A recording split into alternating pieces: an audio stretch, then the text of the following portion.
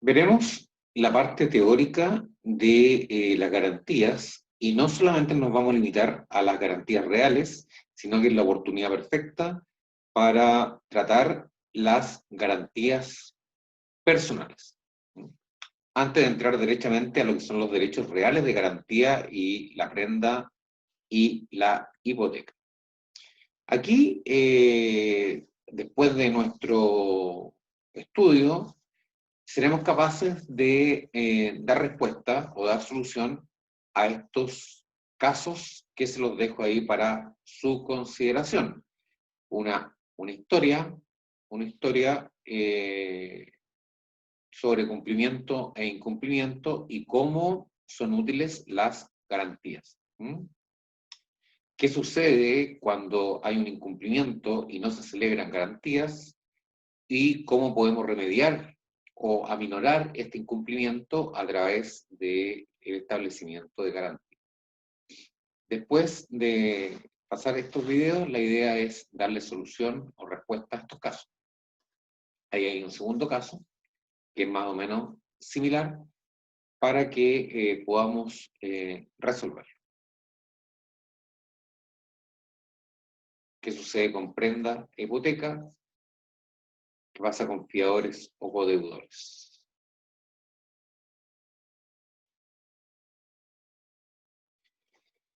¿Cómo vamos a partir analizando este tema de las garantías fundamentalmente personales, que es lo que nos toca ver en esta ocasión, para ya mañana, en la próxima clase, ver las garantías reales? Bueno, si bien es cierto, este tema es parte de la exposición de un grupo que se va a llamar el efecto de las obligaciones, en que van a tratar el dolo, la culpa, el caso fortuito, la fuerza mayor. Vamos a traer a colación algunos aspectos generales. Cuando uno realiza un determinado negocio jurídico,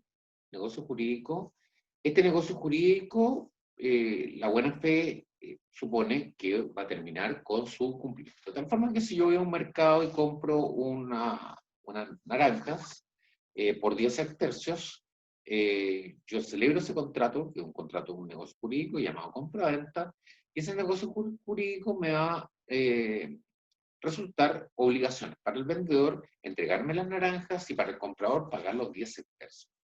Una vez que se cumplen esas obligaciones, el negocio jurídico se encuentra concluido, se encuentra terminado, ¿no es verdad?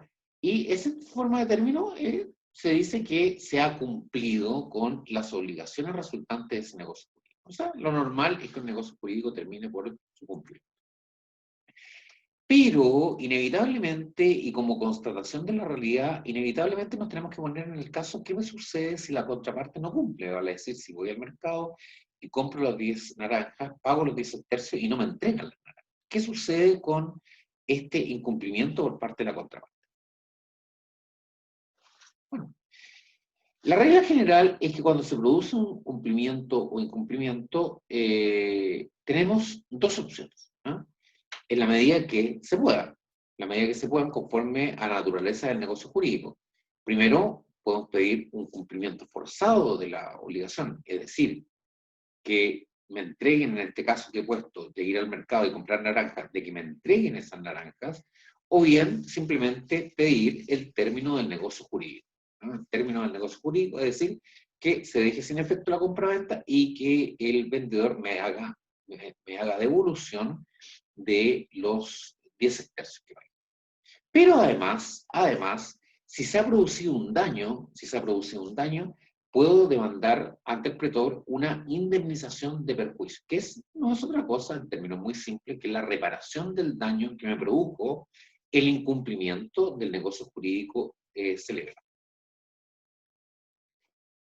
Como veremos, la indemnización de perjuicio en Roma comprendía dos aspectos: el daño emergente y el lucro cesante. En nuestra actualidad, además, comprende el daño moral en la legislación actual. Pero en Roma no. En Roma comprendía el daño emergente y el lucro cesante. El daño emergente era el daño efectivamente producido, ¿ah? Y el lucro cesante es lo que yo hubiera podido dejar de ganar si efectivamente ese negocio jurídico hubiera terminado con su cumplimiento, ¿no? El daño emergente, insisto, es reparación del daño objetivamente causado y el lucro cesante lo que dejé de percibir por el incumplimiento. Lo vamos a ver, es más fácil entender estos términos a través de los ejemplos o de la solución de los casos, como vamos a ver.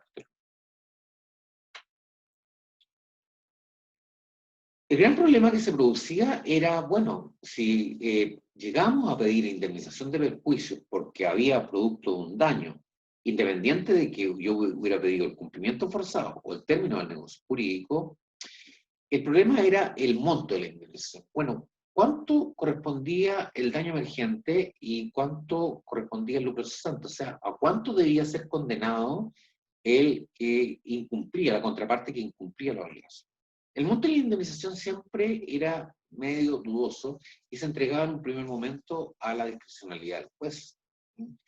Pero esto sufrió una evolución hasta que Justiniano determinó que el monto de la indemnización de perjuicio debía corresponder hasta el doble de la prestación. Por ejemplo, así, muy general.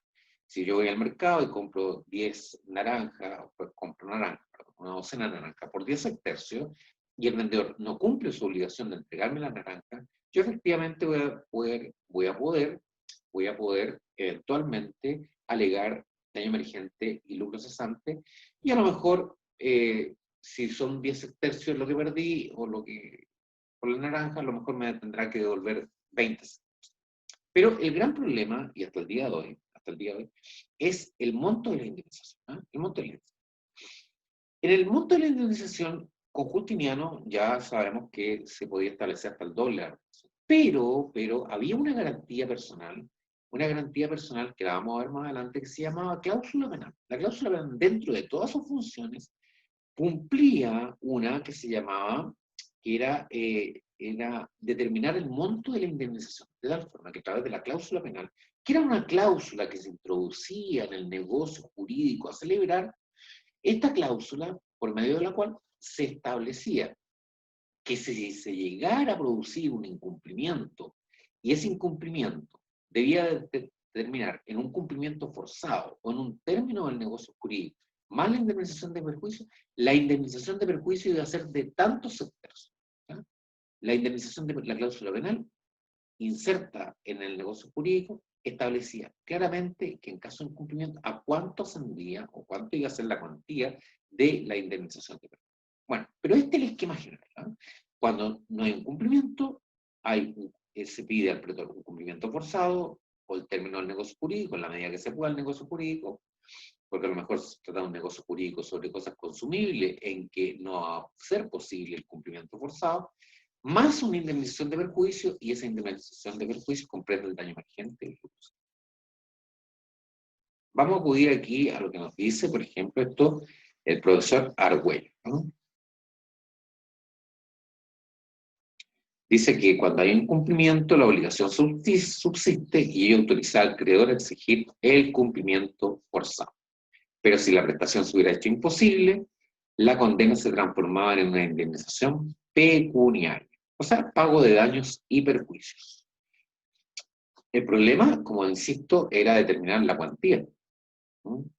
Algunas veces, y era la regla general en los primeros tiempos, quedaba librado la apreciación del acreedor, al acreedor. Eso es lo mismo, que debía firmar bajo juramento la exactitud de su estimación. Otras veces se dejaba al arbitrio del juez, pero, como todos los jueces humanos, la discrecionalidad variaba según la fórmula contuviera una instancia cierta o incierta.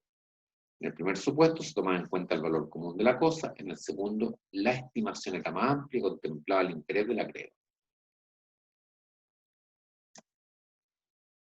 Y eso nos llegaba a la indemnización de perjuicio y determinar el daño emergente y lucro cesante.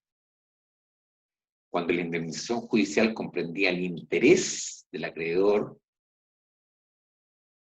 los daños y perjuicios debían abarcar un doble aspecto. La pérdida realmente sufrida, es decir, la disminución que experimentara el acreedor en su patrimonio, o daño emergente que podríamos testimoniar, por ejemplo, en la no entrega de la naranja, los 10 tercios que yo entregué y que me deben devolver, y la utilidad o ganancia que hubiera dejado de percibir, que se llamaba lucro cesante. Eso es lo que dejé de percibir.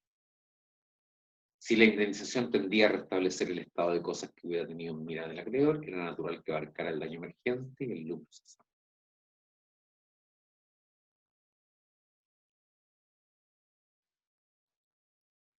En el derecho continuado, tal como lo vimos, con el fin de resolver las dudas existentes acerca de la medida de la indemnización, se fijó aquella en el doble del valor real de la prestación.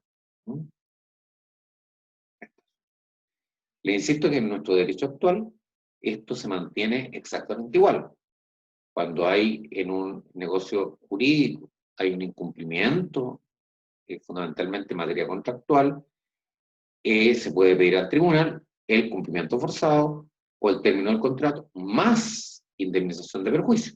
Esa indemnización de perjuicio en nuestro derecho, daño emergente, lucro cesante y además el daño moral, que es una afección, o sea, lo que pude haber sufrido producto del incumplimiento.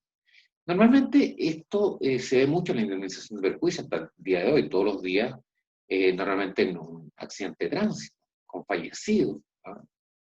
Me tocó ver un caso de una amiga que viajaba en una línea de buses de Chillán a Santiago y el bus accidentó. Murieron como 4 personas. Bueno, y demandaron por responsabilidad extracontractual y una indemnización de perjuicio grandiosa. Y mi amiga siguió un juicio indemnizatorio contra la línea de buses y se llegó a un acuerdo, no terminó el juicio, terminó por transacción, y llegaron a un avenimiento. Pero es muy típico y el daño moral se justificó porque tuvo que perder el trabajo, tuvo que ir a sesiones de tratamientos psicológicos, no quedó bien, y todo eso se estableció como daño moral. Pero en el daño moral no fue comprendido en el derecho. Bueno, entonces tenemos el problema que existe una constatación de la realidad que, si bien es cierto, un negocio jurídico terminaba por su cumplimiento, perfectamente podíamos o teníamos que abordar el tema qué pasaba o qué sucedía cuando se incumplía. Y entramos aquí a el asunto de ponernos en la situación de que en un negocio jurídico cualquiera no se cumple. Entonces, aquí el profesor Argüello nos introduce que ante un incumplimiento perfectamente podemos poner a salvo al acreedor a través de garantías personales o garantías reales.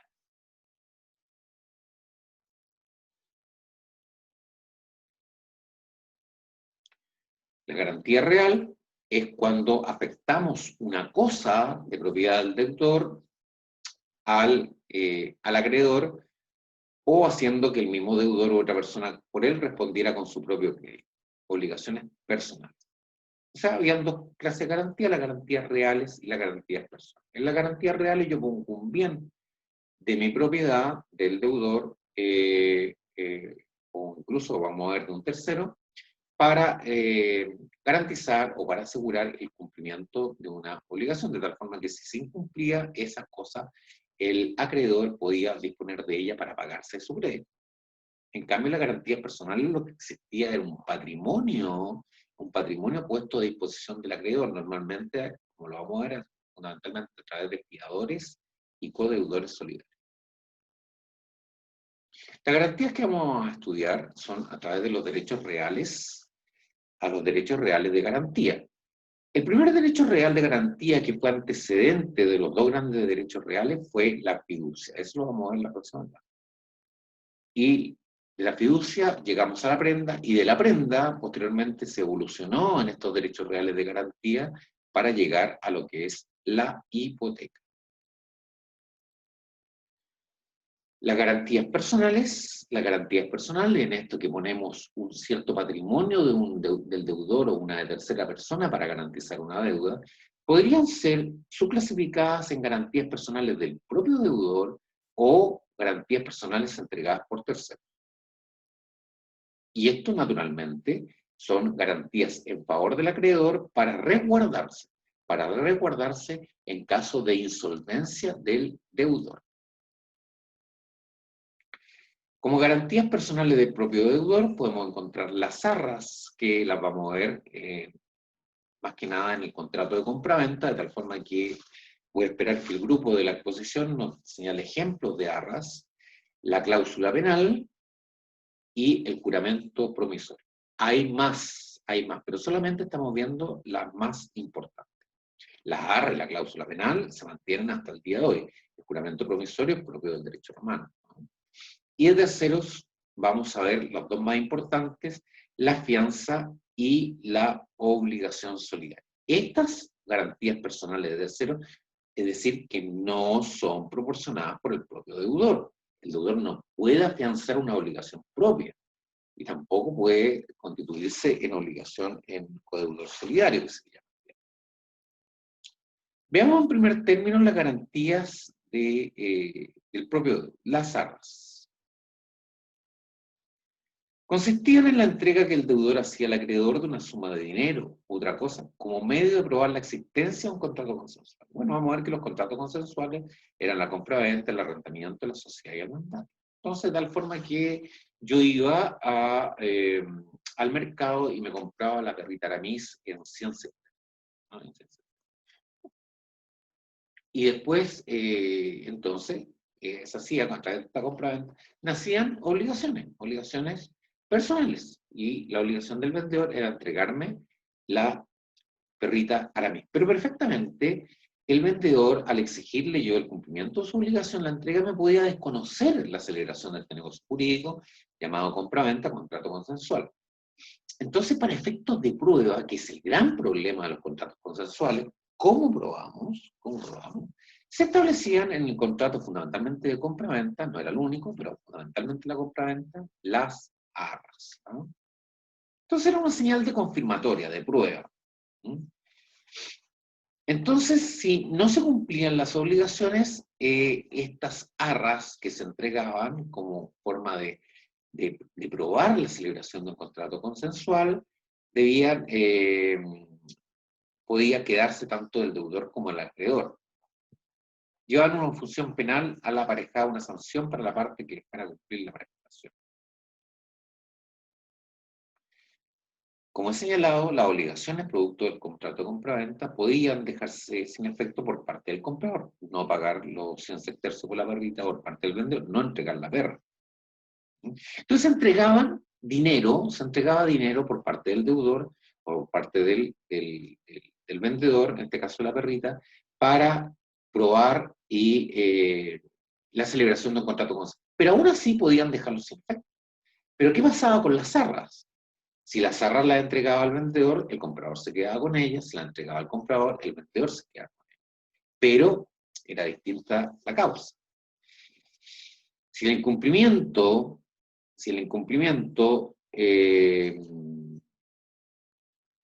lo hacía el vendedor, o sea, no entregaba la perrita Aramis, pero dejaba arras, quedaba obligado a restituir cantidad que se le había entregado, más otro trabajo, se pagaba el doble.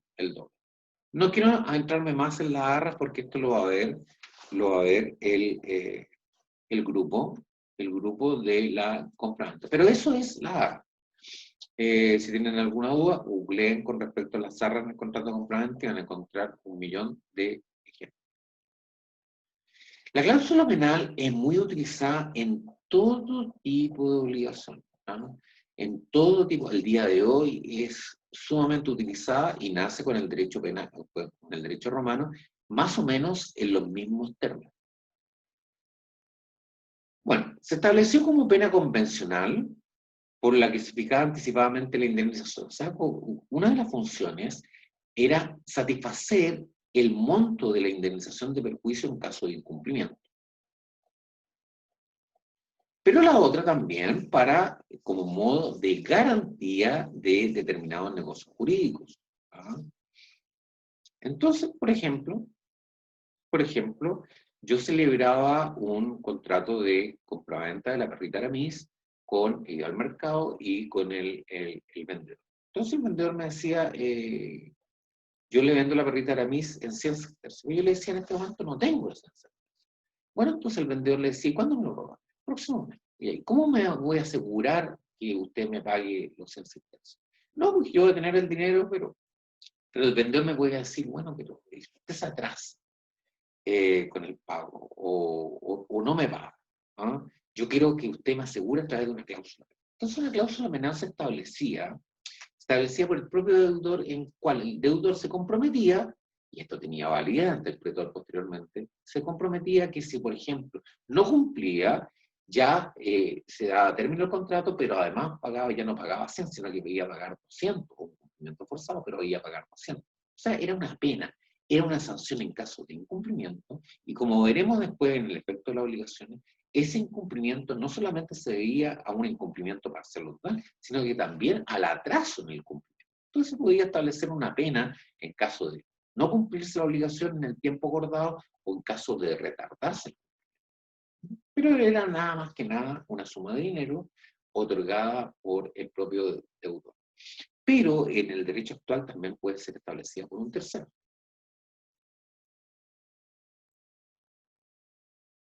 Y normalmente se establecía por un simple pacto. Es decir, no un contrato. Los pactos los vamos a ver en la fuente de la obligación. Juramento promisorio. Bueno, era típicamente romano, propio de esta dualidad de respeto por las instituciones jurídicas íntimamente relacionadas con los religiosos.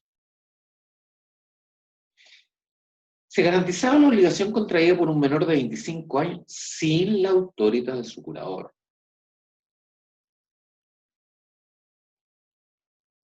¿Verdad?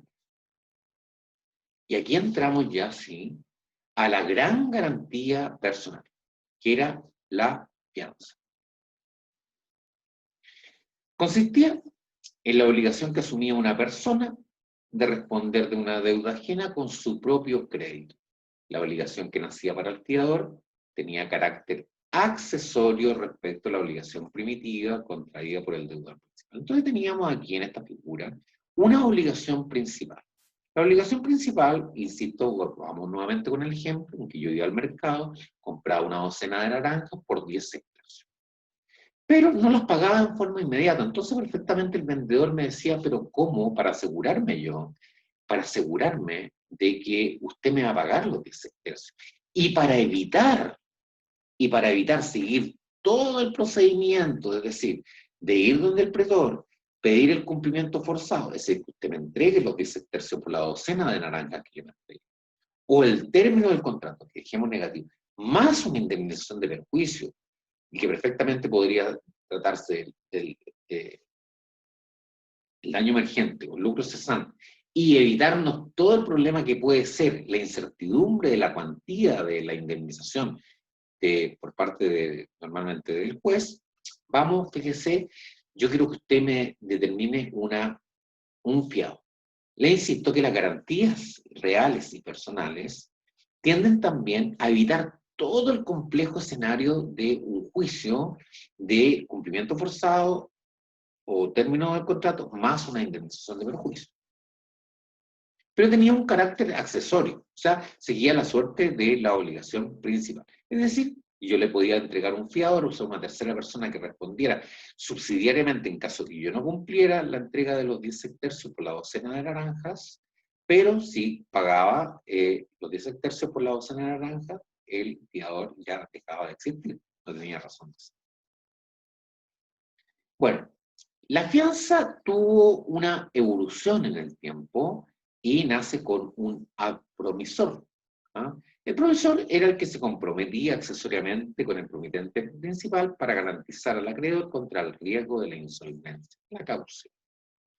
La garantía que resulta en los comienzos han preferido la garantía personal realizada por satisdas, es decir, por el compromiso de varios adpromisores. Entonces, el adpromisor era un garante de una obligación principal y si habían varios adpromisores se llamaba satistas. Esta preferencia se explica por el estado de la sociedad romana durante los siglos. Al lado de un cierto número de familias enriquecidas, hay el público, la mayoría de la población se componía de la otra. Entonces está la historia de cómo nace la fianza o cómo va evolucionando la fianza en sus primeros tiempos para constituirse en la principal garantía personal. variedades. En un primer tiempo, cuando yo celebraba una obligación principal, la entrega de los 10 tercios por la docena de naranjas, y el vendedor, para asegurarme el pago del precio de la docena de naranjas, me pedía una persona extraña al negocio jurídico para que me respondiera, se pedía un fiador. En un primer tiempo, cuando se entregaba un fiador, el fiador era el único responsable de la deuda. O sea, inmediatamente se producía como un cambio de innovación de deudor, o sea, un cambio de deudor. Y el fiador era el único responsable. Después se entendió que si se fijaba un fiador, debía responder solidariamente, o sea, conjuntamente con el obligado principal, de tal forma que el vendedor podía indistintamente dirigirse contra el fiador o contra el deudor principal. En el caso, nuevamente el ejemplo, que yo debía 10 tercios y no lo había pagado, y el vendedor de la naranja me pedía un fiador, el vendedor, si yo no cumplía, el vendedor podía seguir el cumplimiento a través de el fiador o del deudor principal, en este caso. Pero después se entendió que en realidad el fiador solamente respondía subsidiariamente, o sea, subsidiariamente, es decir, en caso y solo en el caso de que el deudor principal no cumpliera su obligación en todo o en parte. Bueno, ya hemos señalado que se inicia la figura de la fianza a través de la ad promisio, que es esta figura de entregarle al acreedor otras personas que respondan con su patrimonio, aparte del obligado principal. Y las variedades fueron la esponsio y la fideipromisio. Bueno, la esponsio eran promesas como sagradas, religiosas, ¿ah? Ambas servían, y estas nacen de la estipulación. ¿No? No vamos a entrar más porque quiero que nos vayamos derechamente, además que estas son figuras de la exposición de estipulación.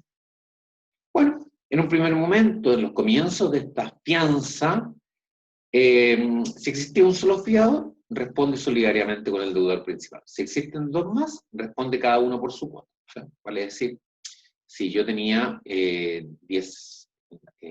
tenía que pagar 10 tercios y me comprometía con dos fiadores y yo, deudor principal de la naranja, no pagaba, si solamente no pagaba, el deudor, ahí sí que se podía dirigir contra los fiadores y respondía cada uno por 5 segundos.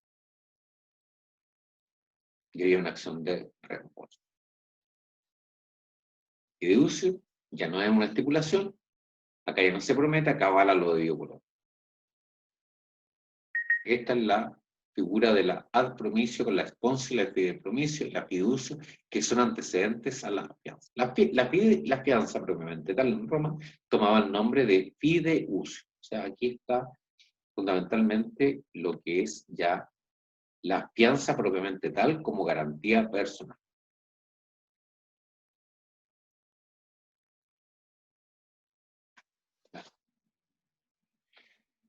La fianza se limita a una informal declaración oral escrita en orden asumido por la responsabilidad por una deuda ajena. Pero el fiador, fíjense, tenía ciertos derechos con respecto al acreedor. Quiero que les quede clara la figura. Voy a comprar al mercado las naranjas y tengo que pagar 10 pesos. Pero el vendedor me dice, como me aseguro el cumplimiento, deme dos fiadores.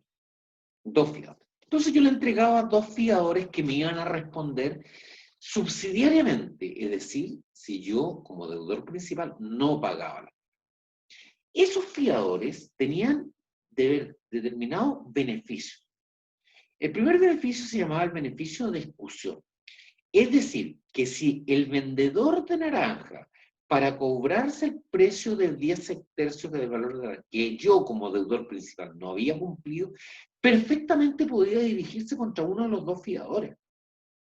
Pero el fiador le decía, momentito, antes de dirigirse contra mí, usted se va a tener que dirigir contra el deudor principal, en este caso yo, que debía los 10 centavos. Ese se llamaba el beneficio de exclusión, que no era otra cosa que en caso de que el acreedor, el vendedor de naranja, se dirigiera contra el fiador tenía la opción de decirle, ¿sabe qué más? Yo no le voy a pagar nada. Diríjase primero contra el deudor principal. Ese era el beneficio de exclusión.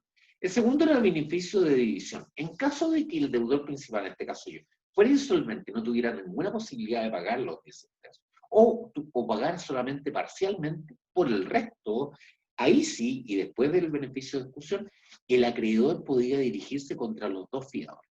De tal forma que si yo no había pagado los 10 tercios, se podía dirigir contra los fiadores o contra uno de los fiadores y el fiador le decía, ¿sabe qué más? Aquí yo le voy a poner el beneficio de división. Si la deuda eran 10 tercios por la docena naranja, yo voy a pagar 5 y el otro fiador va a pagar 5, que se llamaba el beneficio de división. Pero ¿qué pasaba si uno de los fiadores pagaba todo? Pagaba todo. Bueno, podía pedirle al acreedor, en este caso el vendedor de naranja, que le cediera sus acciones para dirigirse contra mí, que yo no había pagado como deudor principal, o contra el otro fiador, que se llamaba beneficio de cesión. Y finalmente tenemos una evolución, que eran las obligaciones solidarias. Las obligaciones solidarias se estudian a propósito de la estipulación. Lo vamos a ver inevitablemente en la estipulación, cuando veamos la exposición, ¿no? Nacen las obligaciones solidarias a través de la... Fíjense que a través de la estipulación no solamente nace, sino que todas las clasificaciones de obligaciones que vamos a ver nacen a partir del estudio de la estipulación. Por eso la estipulación dentro del contrato verbal es sumamente importante. Bueno, la realidad es que las obligaciones solidarias no nacen en un principio como garantía de la celebración de determinados negocios jurídicos y para evitar el incumplimiento, sino que nacen como una modalidad de obligaciones entre dos partes, ¿sí? Establecer varios acreedores o varios deudores.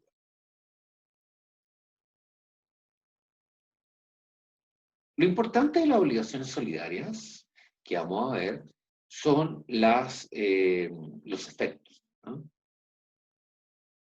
Entonces aquí ya nos preguntamos, fíjense, hemos analizado lo que son los fiadores, pero ahora entramos a complicar y vamos a agregarle las obligaciones solidarias. Obligaciones solidarias. Las obligaciones solidarias, probablemente tal, ya solamente en el último estadio del derecho romano, fueron establecidas como garantías personales. Anteriormente, en la época clásica, eran simplemente una otra modalidad o otra clasificación de obligaciones que varios acreedores o varios deudores podían contraer. Pero aquí ya lo estamos tratando como una garantía personal. Y a través de esto hay, desde ya, este caso que he puesto, ya nos invita a reflexionar que hay una gran diferencia entre fianza y obligaciones solidarias. ¿Qué es? Como garantía, podríamos decir que la solidaridad es aquella que existen varios deudores y un solo acreedor. O sea, la solidaridad que vamos a ver es la solidaridad pasiva, porque puede haber solidaridad activa y solidaridad pasiva. Pero a diferencia de la fianza, aquí uno está obligado al total de la deuda como codeudor solidario, de tal forma que el que celebra una obligación solidaria, no tiene ni el beneficio de exclusión, ni tiene el beneficio de división. No los tiene. Y eso no es una gran diferencia con la fianza.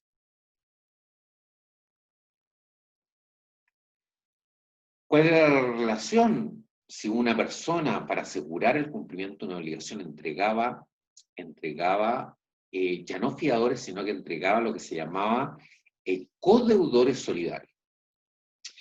Si se cumplía por cualquiera de ellos, extingue la obligación respecto de todos. Ahora, en este caso que yo he puesto, del vendedor de naranja, podía dirigirse ahora indistintamente contra mí, que era el deudor principal, por el pago de los 10 tercios, o contra los otros codeudores solidarios. Y como ya no eran fiadores, no podían poner el beneficio de exclusión ni podían poner el beneficio de división, sino que tenían que pagar toda la deuda. Ya no el acreedor se tenía que dirigir contra el deudor principal. Puede dirigirse contra el deudor principal o contra los otros, indistintamente. ¿Qué pasaba? Se pagaba con respecto a los codeudores solidarios, contra los otros. Si ellos han pagado la totalidad de la deuda, puede reclamar a los demás que le reembolsen la parte que a cada uno le corresponde. Quiero hacer presente que los beneficios de división en la fianza es cuando haya dos o más fiadores, ¿no? Sino solamente el beneficio de exclusión.